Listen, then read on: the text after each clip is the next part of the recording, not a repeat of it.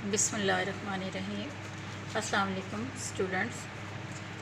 آج ہمارا چوتھا لیکچر ہے اور پہلے اسی کی یہ تدوین حدیث کی تاریخ کی کنٹینیوشن ہے۔ 2 ادوار اس سے پہلے ہم پڑھ چکے ہیں تدوین حدیث کے ضمن میں۔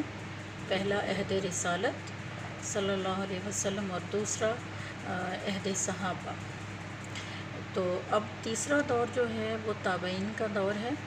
تابعی وہ بزرگ ہیں، انہیں کہا جاتا ہے جنہیں اسلام کی حالت میں صحابہ کرام کی ملاقات اور صحبت نصیب ہوئی ہو اور ان کی حالت ایمان میں ہی ان کا انتقال بھی ہوا ہو، وہ تابعی کہلاتے ہیں۔ بہت سے وہ لوگ بھی تابعین کی فہرست میں آتے ہیں جو حضور اقدس صلی اللہ علیہ وسلم کا مبارک عہد پانے کے باوجود کم سنی، مطلب بچپن کی تھا ان کا جب آپ صلی اللہ علیہ وسلم کا وصال ہو گیا، یا یہ کہ کسی وہ دور دراز کے علاقے میں اس وقت موجود تھے اور وہ مسلمان تھے اور وہ آپ صلی اللہ علیہ وسلم کے جو ہے وہ ملاقات کے شرف سے محروم رہے۔ تو احادیث کے ساتھ ان کا بھی جو ایک تعلق اور ان کا جو محبت کا انداز تھا وہ بہت ساری ہمیں ایسے واقعات سے ملتا ہے کہ انہوں نے بھی حدیث کی تدوین میں، حدیثوں کو جمع کرنے میں ان کا بھی بہت حصہ رہا اور انہوں نے بڑی کاوشیں کی اس سلسلے میں۔ جیسے کہ آپ دیکھیں حضرت امام محمد بن سیرین، ابن سیرین، ہم ان کو عام طور پہ کتابوں میں پڑھتے ہیں۔ ان کے عہد میں آپ دیکھیں صرف کوفہ میں 4000 طالبان حدیث تھے، یعنی جو حدیثوں کو پڑھ رہے تھے اور ان کا مشغلہ صرف حدیث کی تعلیم کو حاصل کرنا ہی تھا۔ ان کے شاگردوں میں سے تھے ابن سیرین کے۔ اس کے علاوہ امام بخاری رحمۃ اللہ علیہ اور امام احمد بن حنبل کے استاد ہیں شیخ عفان بصری۔ انہوں نے کوفہ میں صرف 4 ماہ کی مدت میں 50,000 احادیث صحابہ اور تابعین سے لے کر ان کو لکھا اور ان کو یاد کیا۔ آپ دیکھیں کہ کوفہ میں 1,500 صحابہ کرام آباد تھے، جن میں 70 کے قریب صرف وہ تھے جو بدری صحابہ کہلاتے ہیں۔ اس کے علاوہ مدینہ منورہ میں صحابہ کرام سے حدیث پڑھنے والوں کی تعداد مطلب مختلف ہے، بہرحال بعض مقامات پر 300 کے لگ بھگ ہے، 355، اس سے کچھ کم یا زیادہ۔ ایک دفعہ وہاں صحابہ کرام کا جمع غفیر، ایک ایسا بھی موقع تھا اسی دوران کہ جس میں صحابہ کرام کا وہاں جمع غفیر موجود رہتا تھا، جو حدیث کے تعلیم و تعلم میں مصروف رہتے تھے اور اس کی روایت بھی کرتے تھے، کیونکہ ظاہری بات ہے کہ ان کے پیش نظر یہ وہی دور تھا جس کے بارے میں آپ صلی اللہ علیہ وسلم نے فرمایا کہ یہ بہترین ادوار میں سے ہی ایک دور تھا جو تابعین کا دور بھی کہلاتا ہے۔ تو ان کے پیش نظر آپ صلی اللہ علیہ وسلم کی وہی حدیث تھی کہ مجھ سے لے کر آگے پہنچاؤ، خواہ وہ ایک حدیث ہی کیوں نہ ہو۔ تو انہوں نے پہلے تو حدیثیں لینے میں، ان کو جمع کرنے میں بہت احتیاط سے کام لیا اور پھر انہی احادیث کو آگے پہنچانا اپنی ذمہ داری سمجھا۔ حضرت ابو ہریرہ رضی اللہ تعالیٰ عنہ یہ سب سے کثیر و روایت صحابی جو ہیں وہ جانے جاتے ہیں۔ ان کے شاگردوں کی تعداد تقریباً 800 تک جو ہے وہ ایک موقع پر جا پہنچی تھی۔ تو اس طرح سے آپ دیکھیں کہ بہت ساری ہمیں تحریری جو نوشتیں ہیں، تحریریں ہیں جو اس دور میں جو مرتب کی گئیں، جو حدیثوں کے جو مجموعے ہیں، کتابی صورت میں تھے لیکن ان کی مختلف ابواب کی صورت میں ان کو مرتب تو نہیں کیا گیا تھا، لیکن بہرحال ان کو جمع کیا گیا تھا۔ ان کی جو بہرحال ان کو مدون کیا گیا، ان کی تقسیم جو ہے وہ بعد کے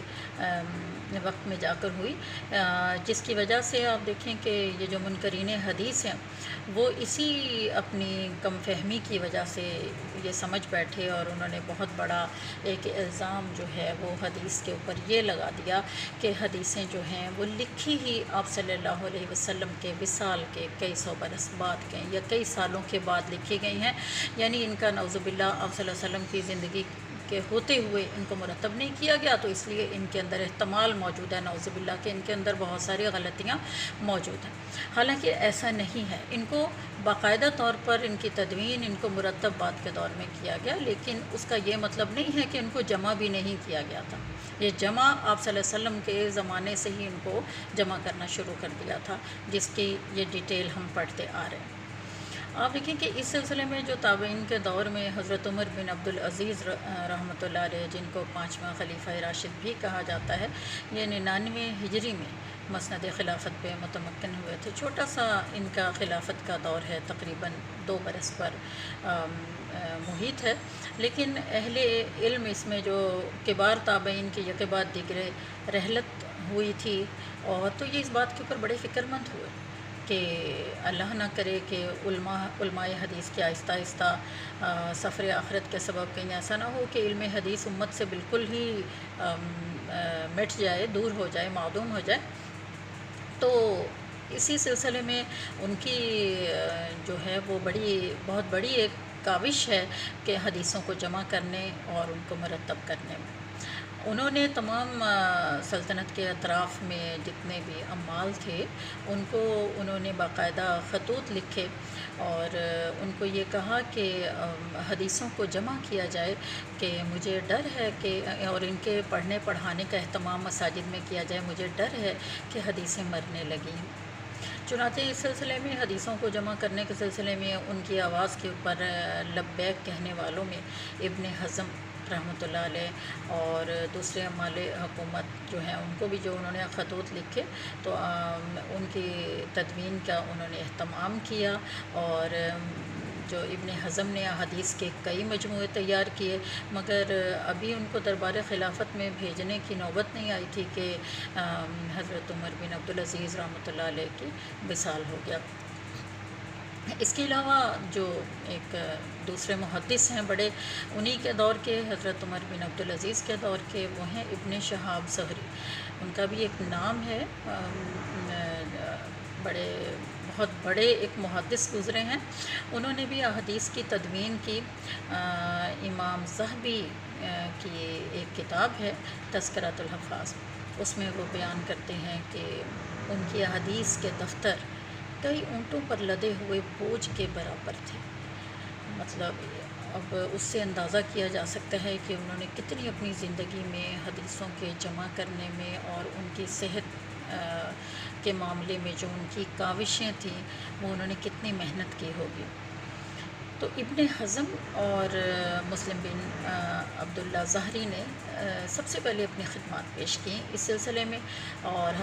دونوں بزرگ جو ہیں وہ مدینہ کے ایک ایک مہاجر اور انصاری کے گھر جاتے اور ان سے حدیثیں دریافت کرتے اور پھر ان کو لکھتے جاتے تھے۔ عبداللہ بن جریج نے مکہ میں، ایک امام اوزاعی رحمۃ اللہ علیہ نے شام میں، اور معمر بن راشد نے یمن میں، سفیان ثوری رحمۃ اللہ علیہ نے بصرہ میں، اور امام عبداللہ بن مبارک نے خراسان میں جمع و تدوین حدیث کے کام میں بہت یہ آگے نکل گئے۔ یہ سارے کے سارے مختلف علاقوں میں انہوں نے حدیثیں جمع کی تھی۔ اسی طرح آپ دیکھیں کہ آگے تبع تابعین کا دور شروع ہوتا ہے، اس میں بھی اسی کو آگے جو ہے وہ کنٹینیو کیا گیا، اسی طریقہ کار کو، یعنی جو حدیثوں کو آگے روایت کیا گیا، آگے سے آگے پہنچایا گیا، اور یہ وہ دور ہے جس میں حدیثوں کے جمع و تدوین کا کام بہت زوروں پر تھا۔ اسی موقع سے فائدہ اٹھاتے ہوئے اسلام کے جو ان کے متعلق جن کے نظریات ٹھیک نہیں تھے اور وہ اپنے مختلف مسلکی گروہی مفادات اور فرقہ وارانہ تعصب کو ہوا دینا چاہتے تھے، انہوں نے وضع حدیث کا ایک فتنہ جو ہے وہ شروع کر دیا تھا، اور یہ لوگ جو ہیں وہ محبت علی کے جھوٹے دعوے دار بھی تھے، اور انہوں نے جو ہے حدیثیں اپنی طرف سے وضع کیں اور اس میں حضرت علی کی محبت کا بہت زیادہ اظہار کرنا شروع کر دیا، اور ان کو صحیح حدیثوں کے اندر مکس کر دیا، اور پھر بعد میں یہ بھی دعویٰ کیا کہ اب ہم دیکھتے ہیں کہ کس طرح سے یہ لوگ جو حدیثوں کی